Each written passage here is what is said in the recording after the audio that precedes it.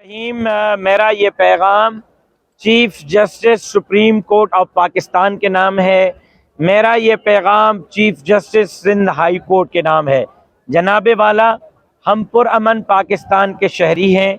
ہمارا مینڈیٹ چرایا گیا ہے، اس کے خلاف ہم پرامن احتجاج کرنا چاہتے ہیں.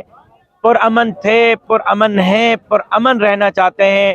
سندھ پولیس نے بغیر کسی لیٹر کے، بغیر کسی قانونی نوٹس کے صبح 8 بجے سے یہ ذرا گھمائیں کراچی ٹول پلازا پہ ہمیں قبلہ روکا ہوا ہے.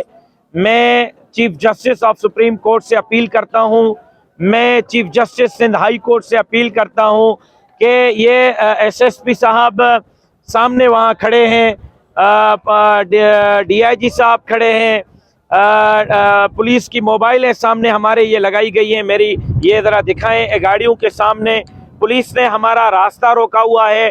ہائی کورٹ نوٹس لے، سپریم کورٹ نوٹس لے، آئی جی سندھ سے جواب طلب کیا جائے، ہوم سیکرٹری سے جواب طلب کیا جائے، ہوم منسٹر سے جواب طلب کیا جائے. آخر کس جرم میں ہمیں یہاں روکا گیا ہے؟ کیا پرامن شہری کو اس شہر کے روڈوں پر چلنے کا بھی حق نہیں؟ کسی ایک کونے میں بیٹھ کر پرامن احتجاج کا بھی حق نہیں ہے؟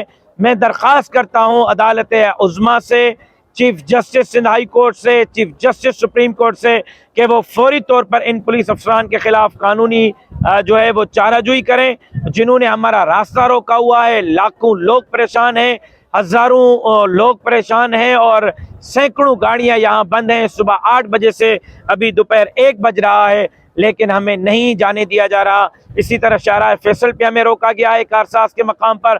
اسی طرح سسوی ٹول پلازا، گگر پھاٹک، ضلع ملیر میں ہمیں روکا گیا ہے.